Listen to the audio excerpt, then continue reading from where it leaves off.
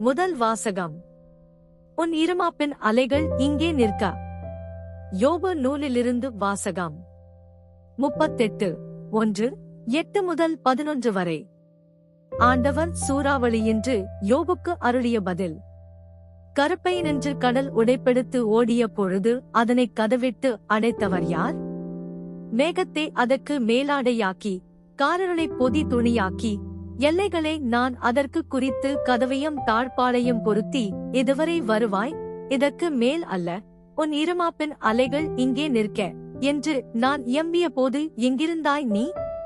ஆண்டவரின் அருள்வாக்கு. இறைவனுக்கு நன்றி. இரண்டாம் வாசகம். பழையன கழிந்து புதியன புகுந்தன.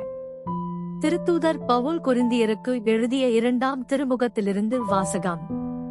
5:14-17 வரை. சகோதரர் சகோதரிகளே, கிறிஸ்துவின் பேரன்பே எங்களை ஆட்கொள்கிறது. ஏனெனில் ஒருவர் அனைவருக்காகவும் இறந்தார், அனைவரும் அவரோடு இறந்தனர். இது நமக்குத் தெரியும்.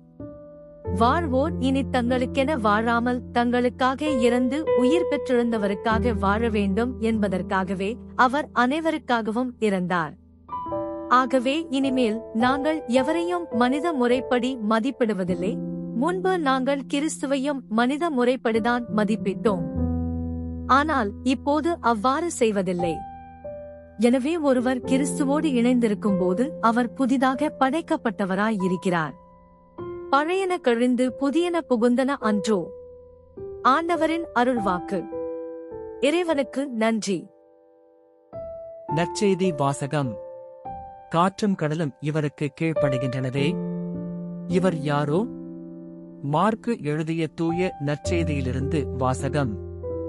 4:35-41 வரை. ஒரு நாள் மாலை நேரம்.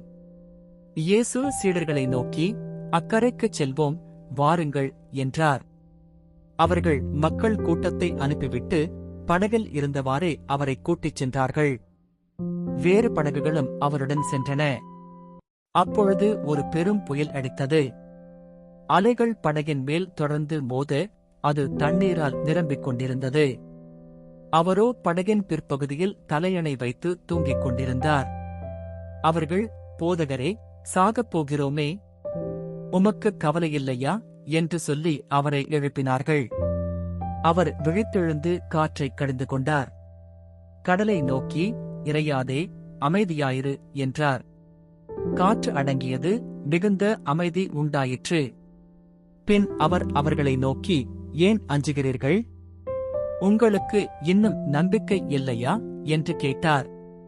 அவர்கள் பேரச்சம் கொண்டு, காற்றும் கடலும் இவருக்கு கீழ்ப்படுகின்றனவே, இவர் யாரோ என்று ஒருவரோடு ஒருவர் பேசிக் கொண்டார்கள். ஆண்டவரின் அருள்வாக்கு.